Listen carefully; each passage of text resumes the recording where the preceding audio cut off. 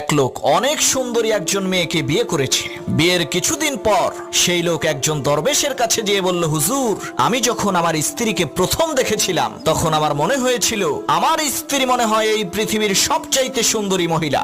যখন আমরা সংসার আরম্ভ করলাম তখন আমার মনে হতে লাগলো, না, আমার স্ত্রীর চাইতেও সুন্দরী মহিলা এই দুনিয়াতে আছে। আর এখন আমার মনে হয় এই দুনিয়ার প্রত্যেকটা মহিলা আমার স্ত্রীর চাইতে অনেক বেশি সুন্দরী। তখন হুজুর বললেন, বাবা শোনো, তুমি যদি এই পৃথিবীর প্রত্যেকটা মহিলাকে বিয়ে করে ফেলো তখন দুনিয়ার সমস্ত সুন্দরী মহিলার চাইতে রাস্তার নেরি কুত্তাগুলোকে তোমার কাছে বেশি সুন্দরী মনে হবে। তখন সেই লোকটা অবাক হয়ে বলল, হুজুর, এমনটা কেন হবে? তখন হুজুর বললেন, যখন মানুষের অন্তর নষ্ট হয়ে যায়, চোখগুলো লালসায় ভরে যায়, যখন আল্লাহর ভয় শেষ হয়ে যায়, তখন কবরের মাটি ছাড়া মানুষের চোখ আর কিছুতেই ভরে না। আর তোমার সমস্যা হলো তুমি হারাম এবং অপবিত্র জিনিস দেখা থেকে বিরত থাকো না।